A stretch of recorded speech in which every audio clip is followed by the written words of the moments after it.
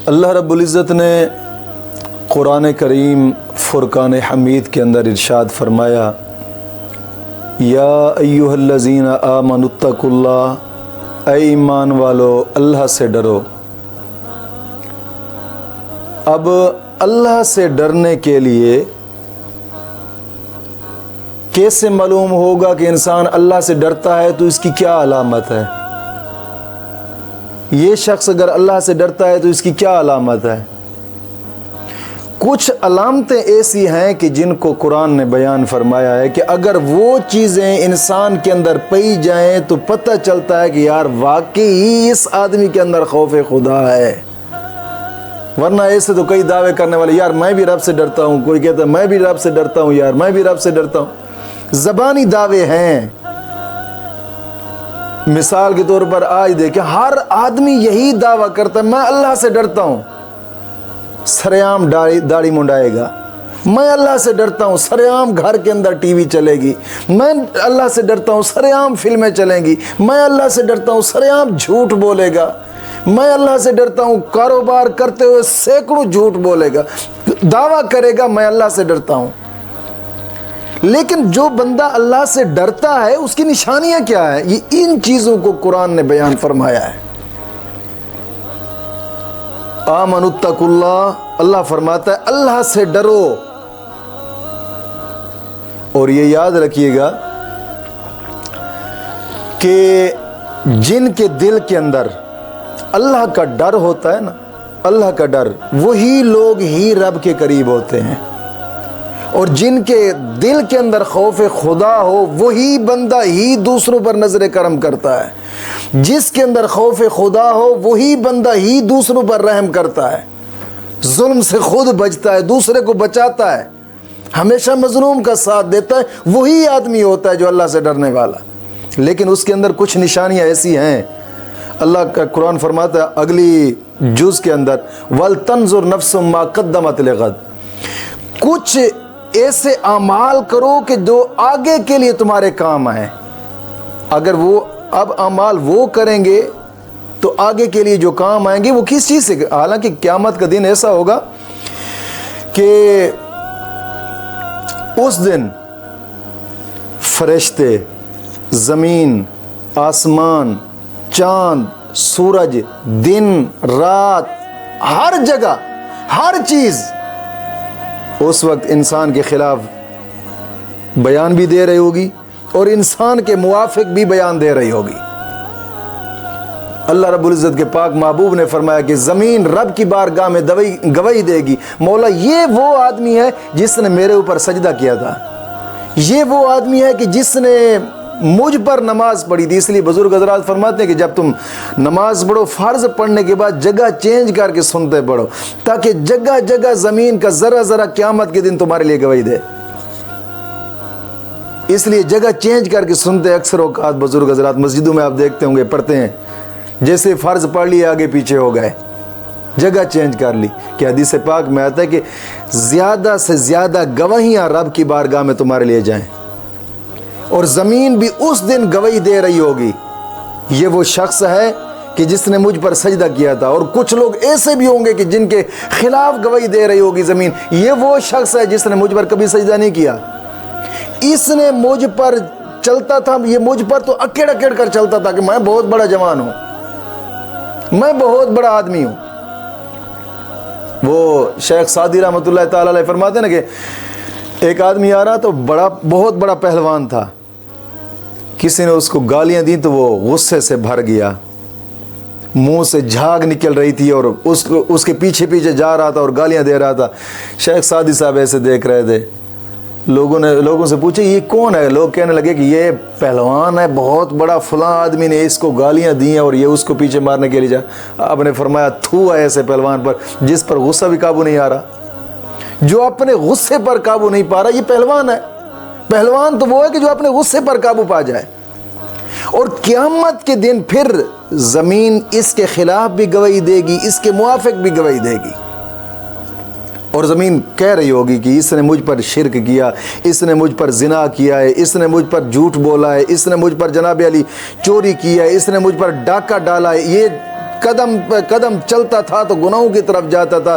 कोई ऐसे भी खुश नसीब होंगे कि ज़मीन का ज़र्रा ज़र्रा उनके मुआफ़िक गवाही दे रहा होगा। ये वो हैं जिन्होंने मुझ पर रहकर ज़कात अदा की थी, ये वो हैं जिन्होंने मुझ पर रहकर जनाब अली सुन्नतें अदा की थी, ये वो हैं जिन्होंने मुझ पर रहकर जनाब अली वितर अदा किए थे, फ़र्ज़ अदा किए थे, ज़कात दी थी।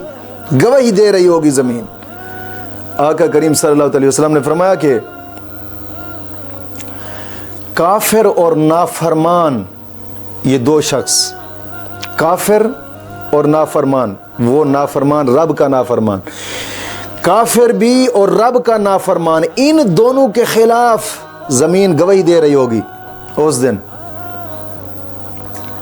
ज़मीन कहेगी कि इसने मेरी पुश्त पर शिरक किया था, इसने मेरी पुश्त पर जिना किया था, इसने मेरी पुश्त पर चोरी की थी, इसने मेरी पुश्त पर लोगों पर जुल्म किया था, इसने मेरी पुश्त पर चलकर जनाब अली हराम खाया था। और फिर गवाही भी देगी इसके जनाब अली इसके खिलाफ। और बुजुर्ग फरमाते हैं कि ईमानदार वो है जो सारे आज़ाए बदन के साथ अल्लाह ताला से डरता हो।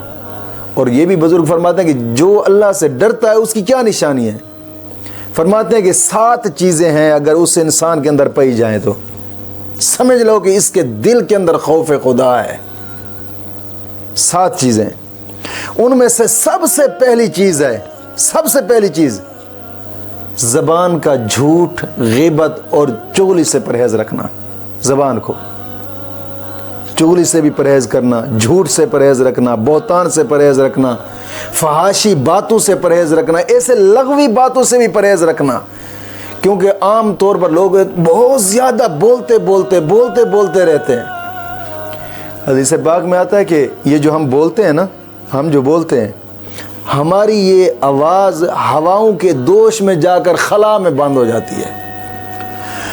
और ये हर हमारी ज़बान से निकला हुआ हर लफ्ज़ ये खला के अंदर जनाब अली रिकॉर्ड हो रहा है। और क़यामत के दिन फिर उस खला से हर इंसान की जितना भी उसने ज़िंदगी में बोला है ना, उसकी वो रिकॉर्डिंग वहाँ से निकाल कर तोली जाएगी। इसने नेकी की बातें कितनी की हैं, इसने गालियाँ कितनी दी हैं, फजूल बातें कितनी की हैं, उनमें भी हिसाब व किताब होगा। इसलिए बुजुर्ग फरमाते कि कम बोलो या फिर चुप रहो या फिर अल्लाह का जिक्र करते रहो। ये चीज़ें हैं। ज़्यादा फजूल बातें करने वाला शख्स भी, इसको भी चाहिए कि अपनी ज़बान पर ज़रा कंट्रोल रखे। फरमाते हैं कि अपनी ज़बान को झूठ से परहेज़ रखना, क्योंकि हदीस पाक में आता है जब इंसान झूठ बोलता है ना, झूठ, ये जो फरिश्ते हैं उसके कंधों पर बैठने वाले किरामन कातिबीन, ये झूठ की इतनी गंदी बदबू होती है इंसान खुद नहीं सूंघ सकता।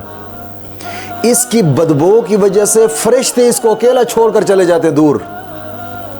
इतनी गंदी बदबू होती है। और जब ये बिल्कुल अकेला हो जाता है, क्योंकि इंसान ये कंधों पर किरामन कातिबीन, और फिर अल्लाह रब्बुल इज़्ज़त ने इंसान की ही हिफाजत के लिए आगे भी एक फरिश्ता मुकर्रर किया, पीछे भी एक फरिश्ता मुकर्रर किया, इधर दाएं बाएं एक एक फरिश्ता मुकर्रर किया इंसान की हिफाजत के लिए। 4 फरिश्ते दाएं बाएं मुकर्रर किया आगे पीछे, मेरे इंसान की हिफाजत रहे। जब ये झूठ बोलता है ना, तो सारे के सारे फरिश्ते झूठ की बदबू की वजह से दूर चले जाते हैं इससे छोड़कर। उस वक्त फिर शरीर शैतान भी हमले करते हैं, शरीर जिन भी इंसान पर हमले करते हैं, और फिर भाग रहे होते हैं कि यार पता नहीं हमारे साथ क्या हो गया है। हालांकि इस झूठ की नहूसत होती है। इसलिए बुजुर्ग फरमाते हैं कि पहली चीज ज़बान है, इस ज़बान को झूठ, ग़ीबत और चुगली से परहेज रखें बस। और दूसरी चीज इसका दिल है, अपने दिल को अदावत से पाक रखना, बुग़्ज़ से पाक रखना, हसद से महफूज रखना। ऐसा नहीं है कि किसी इंसान को आपने देख यार इसके पास मेरी चीज़ है मेरे पास नहीं है। इज़्ज़त ज़िल्लत तो रब की ज़ात देने वाली है, इसके पास चीज़ है मेरे पास नहीं, हसद खामखा का।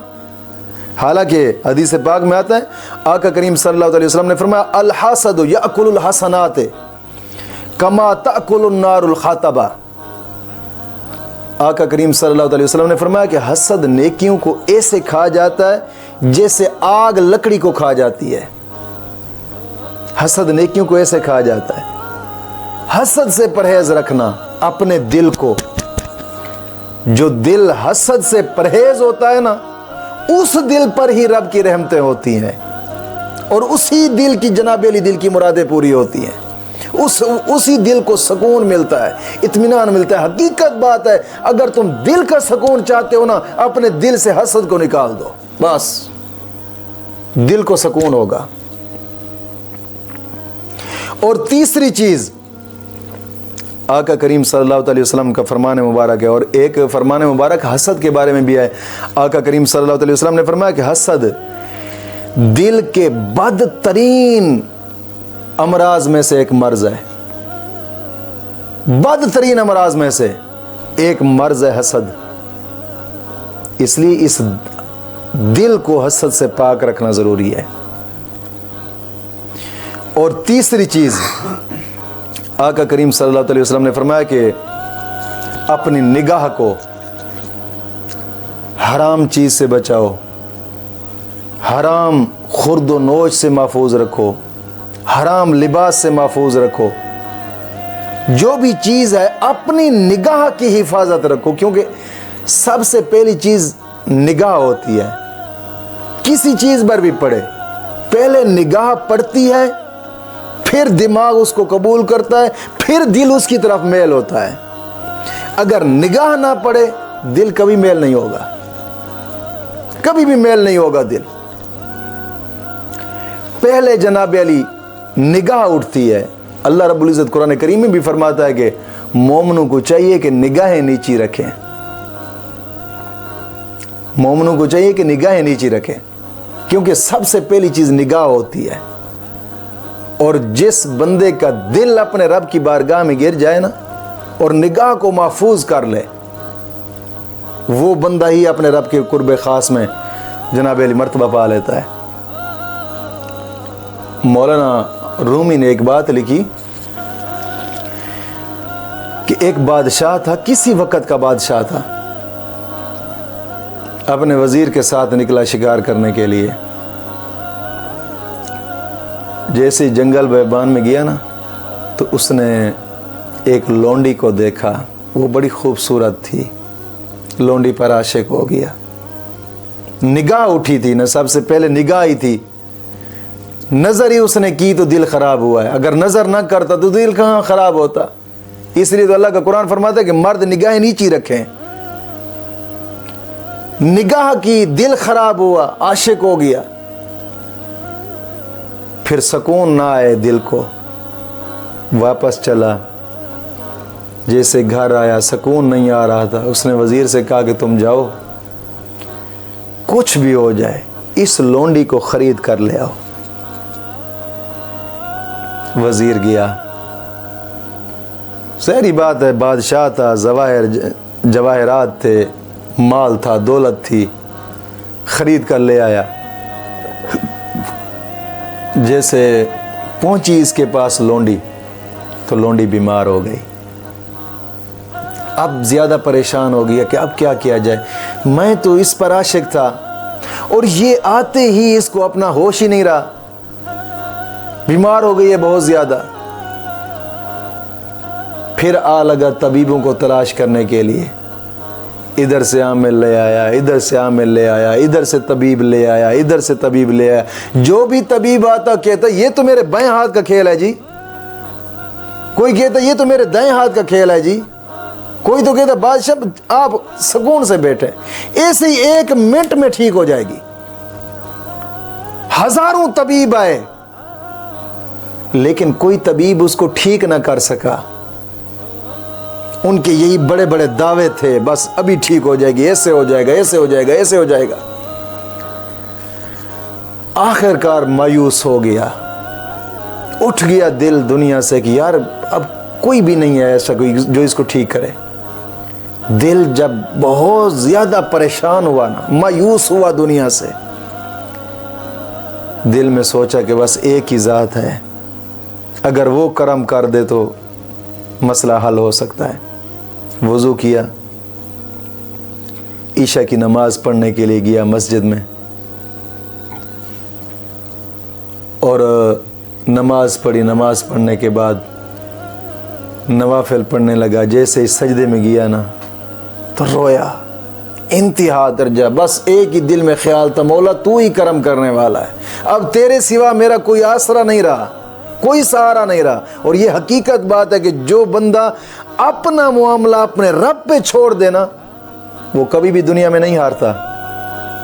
ये हकीकत बात है, अपना मामला अपने रब के सुपुर्द कर दे। इसलिए तो हजरत अली का फरमान है मुबारक है ना, आप फरमाते हैं कि तुम उससे न डरो कि जो कहेगा मैं ये कर दूंगा, मैं वो कर दूंगा, मैं इस तरह कर दूंगा, मैं इस तरह कर दूंगा। उससे न डरो, वो कुछ भी नहीं करता। तुम उससे डरो कि जो कहे कि बस मैंने अपना मामला रब पे छोड़ दिया है। उस आदमी से डरो क्योंकि उसका मामला उस जात के पास गया है कि उससे बढ़कर कोई और जात नहीं है। तो वो बादशाह रोया रब की बारगाह में, मौला अब तेरे सिवा कोई सहारा नहीं है मेरा, तू ही करम करने वाला है। रोता रहा, सजदे में नींद आ गई। जैसे ही नींद आई ना, अल्लाह रब्बुल इज़्ज़त ने ख्वाब के अंदर दिखाया, वो फलां इलाके में जा, एक तबीब है, उसकी शक्ल दिखाई गई ख्वाब के अंदर। बादशाह जब वापस घर आया, रात गुजारी, सुबह उठा, उसी इलाके की तरफ निकल पड़ा। चलता चलता उस इलाके में पहुंचा तो देखा तो आगे वही खूबसूरत चेहरे वाला आ रहा था। जैसे उसके करीब गया, उसने बादशाह को अपनी बगल में लिया, शफकत का हाथ फेरा कांधे पर और फरमाया कि परेशान न हो, हम ही तेरे हमराज हैं। बादशाह उसको ले आया, बादशाही माल में बादशाही आदाब बजा लाए, उसको बिठाया। उसने कहा कि बादशाह एक ऐसा काम करें कि उस लोंडी को मेरे पास ले आए। लोंडी को लाया गया इस पास, तो उस तबीब ने नब्ज पर हाथ रखा, ऐसे मुल्कों के नाम गिनती करता गया। ये था असल तबीब। और बादशाह को जनाब अली तसल्ली दे दी कि बादशाह परेशान ना हो, इंशाअल्लाह अल्लाह फजल फरमाएगा। लफ्ज़ इंशाअल्लाह बोल दिया, अल्लाह फजल फरमाएगा इंशाअल्लाह। नब्ज पर हाथ रखे, मुल्कों के नाम गिनती करता गया, करता गया, करता गया। जैसे उसके मुल्क का नाम आया गालिबन मिस्र, रग भड़ा कोठी, समझ गया कि इसकी मर्ज का इलाज मिस्र के अंदर ही है। फिर जनाब अली उस मुल्क के शहरों के नाम गिनती करता रहा। जैसे ही शहर का नाम आया रग भड़क उठी, समझ गया कि इस शहर के अंदर ही इसकी मर्ज का इलाज है। फिर कौमों के नाम लेता गया। जैसे ही कौम सुनार का नाम आया ना, रग भड़क उठी, समझ गया कि इस सुनार कौम के अंदर इसकी मर्ज का इलाज है। फिर बंदू के नाम लेता गया। एक आदमी का नाम आया तो रग भड़क उठी। बादशाह को बुलाया, बादशाह सामने आया। आपने फरमाया कि तू इस लोंडी पर आशिक है, ये लोंडी आगे एक सुनियार पर आशिक है, इस वजह से ये बीमार हुई है। तुम ऐसा करो कि जल्दी करो, उस सुनियारे को उठा कर लाओ। सुनियारे को उठा कर लाया गया बादशाह के पास। उस तबीब ने कहा कि जुलाब घोटा इसे दे दो। जब उसे जुलाब घोटा पिलाया तो ज़ाहिरी बात है कि उसका आना जाना हो गया वाशरूम की तरफ। एक दिन गुजरा, दूसरे दिन उसके जिस्म पर खून का कतरा तक भी ना रहा। जैसे देखा कि बिल्कुल लाग़िर हो गया, पहचानने के काबिल नहीं रहा, इतना कमज़ोर हो चुका।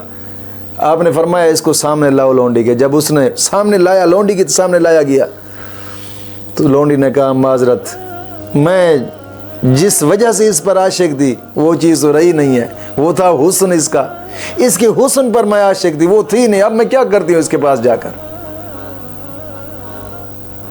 और उनको अलग गया। फिर उस तबीब ने कहा कि बादशाह, हुस्न पर आशिक ना हो, हुस्न बनाने वाले पर आशिक हो जा। उस रब की बारगाह में झुक जा,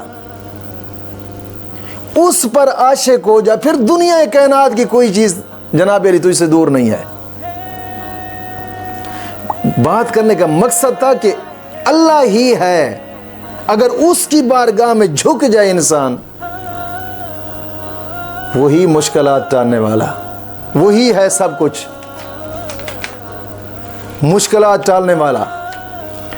और आका करीम सल्लल्लाहु अलैहि वसल्लम का फरमान मुबारक है, हुजूर ने फरमाया कि अपनी आंख को हराम से बचाओ जब तुम्हारी नज़र पड़ेगी। एक हुजूर का सहाबी था हज़रत सालबा रज़ियल्लाहु ताला अन्हु, आका करीम सल्लल्लाहु अलैहि वसल्लम दर्स फरमा रहे थे और हुजूर ने फरमाया कि नज़रें नीची रखना, इस चीज़ का दर्स दिया कि नज़र के अंदर हया पैदा करें। दर्स देने के बाद हुजूर ने उसे भेजा किसी काम की खातिर। जब वो चला ना, गली में जा रहा था तो अचानक नज़र पड़ गई किसी गैर औरत पर। डर के मारे भागा जंगल की तरफ। अब किस मुंह से हुजूर के सामने जाऊंगा? हुजूर ने तो फरमाया था नज़र गैर की तरफ न करना। हालांकि अचानक नज़र अगर किसी औरत पर पड़ जाए तो शरीयत इसकी पकड़ नहीं करती। अचानक ही नज़र किसी औरत पर पड़ जाए तो शरीयत इसकी पकड़ नहीं करती। हाँ, दूसरी नज़र जानबूझ कर देखा फिर हराम है, फिर गुनहगार होगा। अचानक ही नज़र पड़ गई तो गुनहगार नहीं है। और जब उनकी अचानक की नज़र पड़ी, दिल में खौफ पैदा हुआ, यार किस मुंह से हुजूर की बारगाह में जाऊंगा। भागा जंगल की तरफ, रोता रहा। एक दिन गुजर गया, दूसरा दिन गुजर गया। हुजूर ने फरमाया यार सालबा नहीं आया, कहाँ गया है? हुजूर के सहाबी तलाश करने लगे। तलाश करते करते हज़रत उमर फ़ारूक रज़ियल्लाहु ताला अन्हु को किसी ने बताया कि वो फलां पहाड़ी है, उस पहाड़ी के पास एक हमने देखा है कि वहाँ से बहुत अजीब रोने की आवाज़ आती है। हज़रत उमर फ़ारूक चल पड़े। जब गए उस पहाड़ी के पास तो देखा वाकई हज़रत सालबा वहीं पर बैठकर, तीसरा दिन था, रो रहे हैं और दर्दनाक आवाज़ है, रो रहे थे। आपने जैसे ही गए ना तो पीछे से कंधे पर ऐसे हाथ रखा, मज़ीद तड़प उठे। कहीं कोई वही आ गई है शायद कि मुझे जहन्नम में डाला जाएगा, कोई इस तरह की वही आई होगी, मुझे बुलाने के लिए है। हज़रत उमर फ़ारूक ने फरमाया कि तुझे हुजूर बुला रहे हैं। उठा, वो आगे आगे, हज़रत उमर फ़ारूक पीछे पीछे। मगरिब का टाइम था। जब आकर नमाज़ पढ़ी, नमाज पढ़ कर ना जल्दी से हज़रत सालबा उठे और घर चले गए कि हुजूर को किस मुंह से सामना करूँगा। घर गए और गर्मियों का मौसम था। रावी लिखते हैं कि गर्मियों के मौसम के अंदर रज़ाई पहनकर चारपाई पर लेट गए। इतना डर था दिल के अंदर कि पता नहीं अब क्या होगा। अचानक नज़र पड़ गई है किसी गैर औरत पर। और हुजूर ने जब नमाज पढ़ी तो पूछा हज़रत सालबा किधर है? बताया गया कि हुजूर वो नमाज पढ़कर फ़ौरन चले गए घर की तरफ। हुजूर ने फरमाया चलो चलते हैं। हुजूर गए, दरवाज़ा खटखटाया, मज़ीद कांपना शुरू हो गया। हज़रत सालबा दरवाजे के अंदर दाखिल हुए, हुजूर कमरे के अंदर गए। जैसे रज़ाई उठाई ना, सालबा के मुंह से चीख निकली और रूह कब्ज़ हो गई। हुजूर ने उसका सर मुबारक उठाकर अपनी झोली में रखा। फरमाया यार मैं तो तुझे इतना समझाने के लिए आया था, ये अचानक की नज़र माफ़ होती है और तू इतना ही रब की बारगाह में डर गया था कि दुनिया ही छोड़ कर चला गया। तो कि आँख को उस हराम खोरी से बचाना, ये तीसरी चीज़। और चौथी चीज़ हुजूर ने फरमाया इज़ा वक़अत लुक़मतुम मिनल हराम फ़ी बतन इब्न आदम लअनहु कुल्लु मलकिन फ़िल अर्दि वस्समाई मा दामत तिलका लुक़मतु। हुजूर ने फरमाया कि ऐ बनी आदम, अपने पेट को हराम के लुक़मा से बचाओ। और जिस पेट के अंदर भी हराम का लुक़मा चला जाए ना, उसके अंदर भी खुदा का खौफ नहीं आता। जिसके पेट के अंदर हराम का लुक़मा चला जाए, खुदा का खौफ उसके पास भी नहीं होता। और पांचवी चीज फरमाया कि अपने हाथ को हराम से बचाओ कि तुम्हारा हाथ कहीं हराम की तरफ न उठे। और छठी चीज आका करीम सल्लल्लाहु अलैहि वसल्लम ने फरमाया कि अपने कदमों की हिफाजत फरमाओ कि तुम्हारे कदम भी हराम की तरफ न उठे। और सातवीं चीज फरमाया कि इबादत और रियाजत खालिसतन अल्लाह की रजा के लिए करो, ना किसी के डर की वजह से करो और ना ही किसी को दिखाने के लिए करो। तुम इबादत करो खालिसतन। जिसके अंदर ये 7 चीजें पाई जाती हैं वही शख्स है कि जिसके अंदर खालिसतन खौफ खुदा होता है। और इस चीज को अल्लाह के कुरान ने फरमाया आमनुत्तकुल्लाह, ईमान वालो अल्लाह से डरो। ये है डर, ये है डर कि जिसके अंदर ये 7 चीजें होती हैं। एक मर्तबा ना हजरत दाऊद अलैहिस्सलाम रब के पैगंबर हैं, अपने हुजरे में बैठे थे और किताब ज़बूर पढ़ रहे थे। हज़रत दाऊद अलैहिस्सलाम सामने से एक कीड़ा गुजरने लगा। आपने हकारत की निगाह से देखा उसे, है तो कीड़ा। जब उसने हकारत की नज़र से देखा ना तो मौला करीम ने उस कीड़े को गोयाई अता फरमाई और वो कीड़ा बोल पड़ा कि आए अल्लाह के नबी, मेरा दिन और रात ऐसे नहीं गुजरता। मेरे दिल के अंदर अल्लाह रब्बुल इज़्ज़त ने एक बात डाल दी है। मैं रोज़ाना दिन के वक़्त 1000 बार अपने रब की तस्बीह बयान करता हूँ। वो तस्बीह सुबहान अल्लाह वल्हम्दुलिल्लाह वला इलाहा इल्लल्लाह वल्लाहु अकबर। उस कीड़े ने कहा कि अल्लाह के नबी, मैं दिन के वक़्त 1000 मरतबा इस तस्बीह को करता हूँ और मेरी कोई शब ऐसी नहीं गुजरती, मेरी कोई रात ऐसी नहीं गुजरती कि जिस रात के अंदर 1000 मरतबा मैंने उसके आखिरी नबी पर दरूद पाक न भेजा हो। यानी रात के वक़्त मैं उसके आखिरी पैगंबर पर, अपने रब के आखिरी पैगंबर पर रात के वक़्त दरूद पाक भेजता हूँ और दिन के वक़्त मैं अपने रब की ये तस्बीह बयान करता हूँ 1000 मरतबा। हज़रत दाऊद अलैहिस्सलाम सर झुकाए और सजदा रेज़ हो गए रब की बारगाह में। ताला ने आपने एक बात लिखी कि हज़रत इब्राहीम अलैहिस्सलाम की लग़्ज़िश का जब ज़िक्र होता, यानी आपके दिल के अंदर जब किसी लग़्ज़िश का ज़िक्र आता ना, याद आती, तो उन पर गशी तारी हो जाती। और हज़रत इब्राहीम हालांकि नबी हैं, नबी से क्या लग़्ज़िश होती है? कोई लग़्ज़िश नहीं होती, लेकिन उनके दिल के अंदर थोड़ा सा इस तरह का ख्याल आता ना, तो फरमाते हैं कि उनका दिल इतना रब के खौफ से धड़कता कि 1-1, 2-2 मील तक उनके दिल के धड़कने की आवाज़ जाती। हज़रत इब्राहीम अलैहिस्सलाम एक मरतबा अल्लाह रब्बुल इज़्ज़त ने हज़रत जिब्रील को भेजा कि जाओ मेरे प्यारे इब्राहीम पैगंबर के पास, उससे कहो क्या कोई दोस्त भी किसी दोस्त से इतना डरता है? तू तो मेरा खलील है, बहुत प्यारा दोस्त है, क्या दोस्त भी कभी दोस्त से डरता है?